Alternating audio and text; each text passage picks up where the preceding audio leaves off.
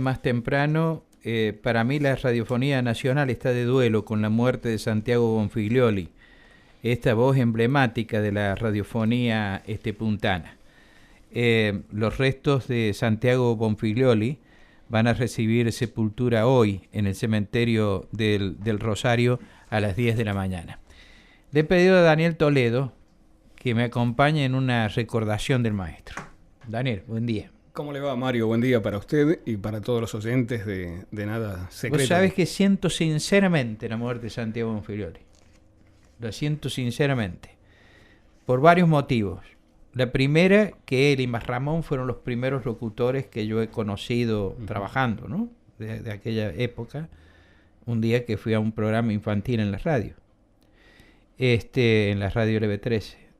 Después porque Santiago Bonfiglioli fue profesor mío en latín, en la escuela normal.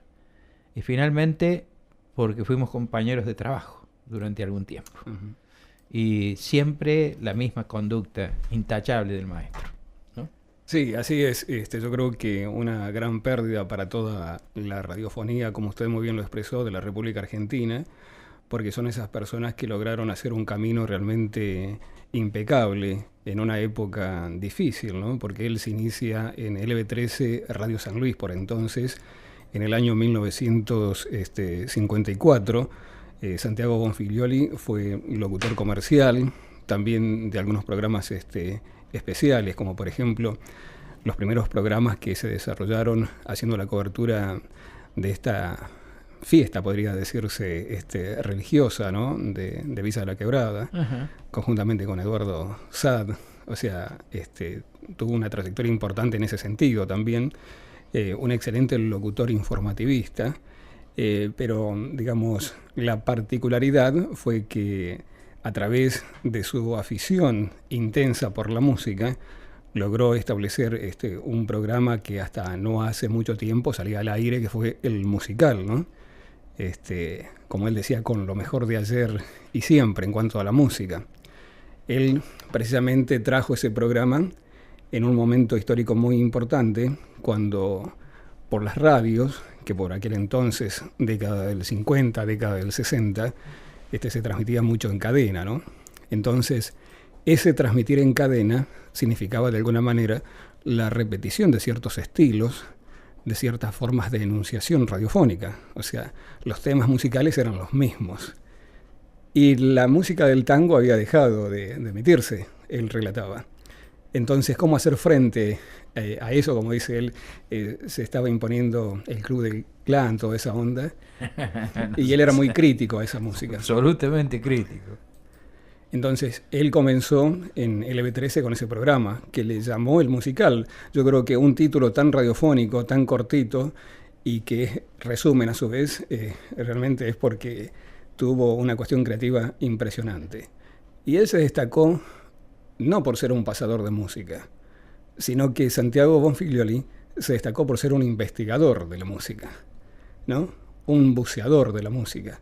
Él decía que a veces, ahorrando su dinero, un gran trabajador, ¿no? Hacía viajes exclusivamente a Buenos Aires, a las grandes disquerías, allá por el 50, por el 60, para traer esa música, ¿no? Por entonces en discos de pastas. Y lo pasaba por el LB13. Por eso le denominaba él la perlita del musical, ¿no? Ajá. Ese logro, esa investigación que él lograba realizar. La perlita. Sí, la perla del musical, así lo presentaba. Sí, efectivamente.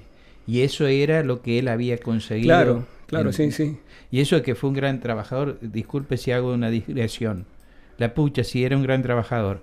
Abría las transmisiones de la radio LB13, se iba al Banco Provincia donde trabajaba, pasaba a dar clases y después completaba el turno en el LB13. Y un día le digo, ¿y usted cuándo duerme? En algún momento. Claro. En algún momento, mi hijo. Mi hijo, claro. Otra característica, digamos, que logró desde los programas musicales, acuñar frases célebres que no siempre, digamos, generan apropiación comunitaria. Por ejemplo, ese del mijo, porque tenía esa cuestión él de padre, ¿no? En el buen sentido, no con torno paternalista de bajar línea, sino que era una persona querida como el padre, porque tenía, digamos, un aspecto de comunicación serio, pero también tenía un humor muy particular, ¿no? Graciosísimo. Pero yo le puse por ahí en un humilde escrito, que lo hice anoche con más vocación que con talento. Bonfiglioli cultivó el arte del buen decir, sin pretensiones de superioridad, al contrario, con el fin de utilizar de la mejor manera nuestra lengua en el contexto de la vida cotidiana. Su programa fue el escenario acústico en donde escribía de puño y letra algunos textos o parlamentos que decía con maestría.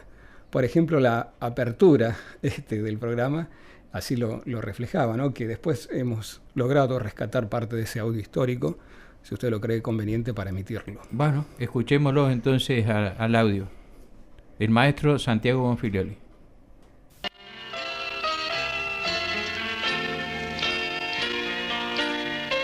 ¿Viste cómo todo lo que es lindo tiene una connotación de nostalgia? Sí, todo lo que es lindo y está contenido en el musical.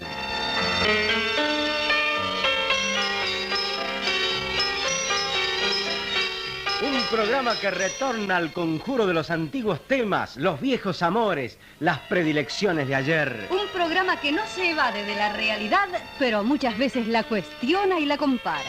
Un mensaje que indaga el sonido inusual de las antiguas melodías y evoca con cariño la incomparable armonía de los tangos que fueron.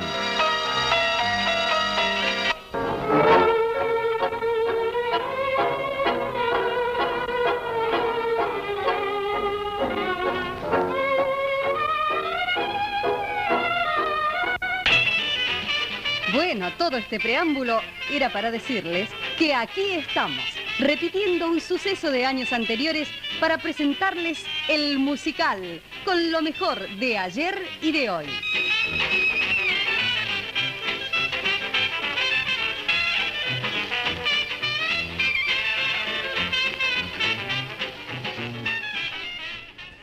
El musical, con lo mejor de ayer y hoy. ¿No era solamente tango? No era solamente tango, y ahí se puede comprobar en las cortinas musicales que utilizaba. Sonaba como un jazz, digamos, ¿no? Ajá. Él colocaba también foxtrot, pero principalmente sí eran tangos y milongas, pero también tenía un criterio amplio. En ese sentido, una persona muy crítica, y si uno hace una lectura analítica, digamos, de este texto, se puede percibir eso, ¿no? Que no eran esas aperturas, digamos, que iban únicamente a lo musical. Fíjese lo que dice: un programa que retorna al conjuro de los antiguos temas, los viejos amores y las predilecciones de ayer. ¿Vos sabés cuando dije, así hablaba Bonfiglioli? Así hablaba.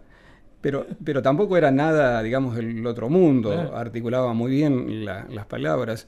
Pero también en una apertura me parece que esto es innovador, y también ese espíritu crítico, pero en el buen sentido, que tenía don Santiago. Porque en una apertura de un programa musical ahí le inserta la beta crítica, digamos, cuando dice un programa que no se evade de la realidad, pero que muchas veces la compara y la cuestiona, porque fue un gran cuestionador de la realidad. Pero digamos, ¿no? Las mejores conversaciones que yo he tenido con él, cuando compartíamos en Radio Nacional, era precisamente las críticas, ¿no? Y las observaciones que te hacía sobre aspectos de la vida cotidiana y de comportamientos sociales, que mostraba además su vocación docente, ¿no? Aunque él después en la radio a lo mejor no lo dijera. Y era un extraordinario defensor del idioma. Así es. Pero no hacía alarde de eso, ¿no? Sino que fluía naturalmente esa defensa del idioma. Nunca se posicionó en un lugar de superioridad, precisamente, ¿no? Que me pareció muy interesante en ese sentido. Que era el locutor que vos lo sentías al lado tuyo. Sí, no lo veías parado, digamos, sobre un escenario como instruyéndote. Y eso era lo notable. Exactamente. Y verlo trabajar era maravilloso. Sí. Porque vos veías cómo sentía lo que estaba haciendo, porque él muchas veces trabajaba de pie. Así es. ¿no? Y entonces gesticulaba, se movía las piernas, se metía las manos en los bolsillos. Y trabajaba de pie porque él viene realmente con la historia de los primeros años de la locución, ¿no? Porque primero, digamos, no estaban los micrófonos colocados en una mesa, sino que estaban en un atril y el locutor tenía que estar parado, pero también por una cuestión de buena pronunciación, o sea, se generaba mejor respiración, todo lo que acompaña el decir a través del movimiento, de la parte, digamos, gestual, que eso le imprime más énfasis en el decir. Aparte, él, digamos, como se pudo percibir ahí, una voz natural, una voz prístina, una voz totalmente comunicable, y donde trabajaba mucho con los tonos, digamos, agudos y altos, ¿no? Porque él le ponía mucho énfasis. No lograba hacer lo que se está haciendo ahora, lamentablemente, que es gritar, sino que mantenía un equilibrio entre un decir potente, pero comunicable, desde el punto de vista amigable, ¿no? O sea, no generaba el reto como hacen algunos o algunas, ¿no? que gritan directamente. A mí realmente me causa cierto malestar. Ahora, prácticamente. Él era un hombre muy tradicional en materia radiofónica, ¿no? Técnicamente. Sí. Digamos. Y sí, a mí lo que me llamaba la atención, porque estuvo un tiempo acá en Radio Universidad, haciendo su programa, los textos los escribió de puño a letra, y era grande tipo de escritura de médico, solamente él lo entendía. Y también una cuestión muy particular, que lo tengo por ahí en otros audios, era la extensión que le realizaba a los comerciales, ¿no? Porque prácticamente era un desarrollo, una crónica de cada comercio, y lo tenía escrito. O sea, en un papelito por ahí sacaba carpetas, abría carpeta y sacaba, era un poco, no sé si tan organizado en ese sentido, pero al aire salía impecable. Eran textos muy, muy extensos, por eso él, en parte de su relato, se quejaba de algunas disposiciones de radiodifusión, principalmente cuando las radios pertenecían a estas cadenas, porque le ponía límite a los textos. Y a las palabras. Claro, porque había que, eso dice esto de tantos 15, decir tantas palabras por segundo, dice, nos anula la creatividad. Y es cierto, la verdad, ¿no? Es cierto.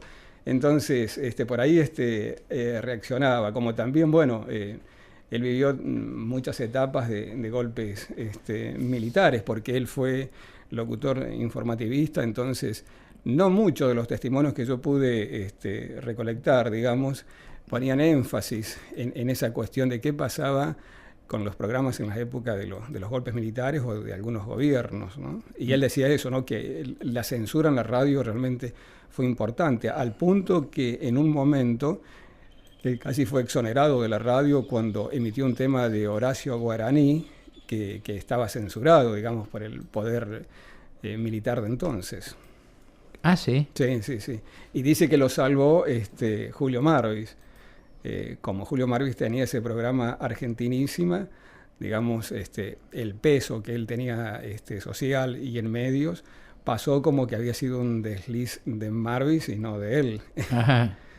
Porque el programa Argentinísima se retransmitía por todas las emisoras. En ese momento, LB13, Radio San Luis, dependía de Radio El Mundo. Porque también hay que ver todas estas cuestiones institucionales. La radio siempre dependió de... Yo me acuerdo de varios de los locutores de su época, de su generación, haciendo, por ejemplo, presentaciones en vivo de espectáculos. De él no recuerdo eso. No, porque sabe lo que, a mi entender, ojo, esto es una cuestión extremadamente subjetiva, era una persona muy retraída. Digamos, no le gustaba para nada estar en público. Yo recuerdo porque en 1996, no sé si usted recuerda, aquí desde la radio de la universidad organizamos el primer encuentro de integración radial. Sí. Fue una movida intensa, digamos, tipo taller, pero también fue el primer reconocimiento institucional a los hacedores de la radio de San Luis. Sí. Fue en el año 1996 y yo recuerdo que él se excusó porque realmente fue un caballero. No pudo venir, pero porque no se quería exponer ante el público cuando le entregaban el primer presente en la universidad en 1996. Y muy gentilmente me envía él una nota con toda esa cuestión tan comunicable, pero de corrección, ¿no? Excusándose por no poder venir. O sea, como que no le gustaba. Sí, después de una tarea de insistencia, reconozco, en el año 2016, a instancias de las segundas jornadas de Historia de la Radio, lo volvemos a convocar donde la universidad, ahí también realiza un reconocimiento a la trayectoria de grandes personalidades de la radio de la región Cuyo, donde él recibió también un diploma y una plaqueta en nombre de la Universidad Nacional de San Luis como mérito, digamos, a su trayectoria. Y ahí fue que en una de las fotos que está publicada ahí en Radio Datos, que es un blog sobre radio, él figura ahí recibiendo esa distinción. Presentaba la perlita y decía, no le mezquine volumen. Claro, a eso me refería recién. Fíjese que muchas frases de la radio que lograron tener así esa amplia convocatoria, ese amplio poder de adhesión por parte de la comunidad, procedían por lo general de los radioteatros, ¿no? De frases célebres, digamos, del bueno o del malo, digamos, del radioteatro. Él lo que logró establecer frases, que no es fácil, digamos, que una frase, un eslogan, logre, digamos, una apropiación popular. Surgieron de su programa, como eso de no le mezquine volumen, que tuvo como dos direcciones, una refiriéndose al operador, presta atención, digamos, lo que estás poniendo y ponelo fuerte, pero también para los oyentes, ¿no? Como diciendo, diciendo entre paréntesis para él, valoren lo que van a escuchar, porque no es que yo lo tomé comprando acá por internet porque no existía en ese momento, sino precisamente por toda esta investigación, esta acción de investigar los materiales sonoros en un tiempo donde era muy complicado acceder. Entonces acá yo lo conseguí, disfrútenlo y fuerte para que se escuche. Ahora, y él escuchaba fuerte acá en la radio. Sí. Yo recuerdo cuando hacía el programa aquí en Radio Universidad los domingos, que estaba la música, pero a todo volumen, justamente. Claro. No era únicamente, que era lo que decías vos, no era únicamente para el oyente, como dicen, presta atención, escuchá, sino acá. Sí, él mismo disfrutaba de todo lo que transmitía, ¿no? Porque él vivía, por eso decía yo hace rato que él vivía las transmisiones, porque había que verlo trabajar, era muy agradable verlo trabajar, porque él se movía. Vos lo dijiste, porque era la manera de dar énfasis también a la expresión, la naturalidad del énfasis cuando uno hace un ademán, etcétera, ¿no? Ahora, mira, él era, como vos dijiste, y yo lo destaqué también, era un docente, él hacía docencia con todas sus expresiones. Cuando uno se refería al lenguaje, a la utilización de ciertos términos, entonces los podía analizar con él. En lo que me parece que no aceptaba demasiadas sugerencias en materia de gustos musicales. Me parece que tenía una firme convicción de lo que él estaba seleccionando era de un gran valor. Y bueno, eso también tiene su mérito, ¿no? Porque seguramente podía escuchar críticas, ¿no? Pero las podía rebatir también. Y también en ese sentido, digamos, podemos decir que fue un adelantado, porque a través de esos programas pudo establecer, digamos, parámetros musicales que posteriormente, con el advenimiento, digamos, de las radios de frecuencia modulada en los 80, surgió la radio temática, digamos, ¿no? Digamos, con ciertos géneros, por ejemplo, FM Tango. Él se adelantó con eso ya desde en la década del 50, que comenzó con el musical, dando este perfil de una música ya seleccionada, porque según su relato, digo, pongo, con todo respeto lo digo, en mi voz, cuestiones que él me ha retransmitido. Él no estaba de acuerdo con esta cuestión que él decía música de miscelánea, ¿no? Esta mixtura, digamos. Con toda seguridad hacía referencia a esto, ¿no? Que tenía que tener coherencia, decía, un tema con el otro. Decía, por ejemplo, no se puede colocar un tango y después que salga Michael Jackson, ¿no? En ese sentido mantenía esa línea, y a mí me parece que fue precursor en un contenido temático a nivel musical en la radiofonía argentina. Daniel, te agradezco muchísimo que me hayas ayudado a recordar y hayas hablado para recordar al maestro Santiago Bonfiglioli, cuyos restos serán despedidos en un rato más aquí en San Luis. No, gracias a usted realmente por la invitación. No creo haber dicho todo el recorrido que esta persona ha tenido, digamos, simplemente han sido pequeños relatos, dicho con todo respeto. Seguro que falta más por hacer, por decir, pero bueno, yo creo que ha cumplido una tarea extraordinaria, ha sido un referente de la radio. Yo diría, don Santiago Bonfiglioli son de esas personas únicas, exclusivas, y que aún jubilado, él seguía haciendo los programas de radio. Entonces no lo unía en la cuestión de tener la publicidad, porque era un gran caminador, digamos, de San Luis buscando la publicidad, sino ese esfuerzo y que lo mantuvo vivo casi hasta el final, que me parece que se refleja en una pasión por la radio y por este tipo de programas. Por eso, seguro desde algún lugar por ahí nos debe estar diciendo, vamos, no me mezquinen volumen. Gracias, Daniel. A ustedes. Mayra. 9 de la mañana, 32 minutos. Bueno, nos vamos, nos reencontramos mañana después de las 7 de la mañana aquí en Nada Secreto. Bueno, nos vamos. Hasta mañana y muchísimas gracias.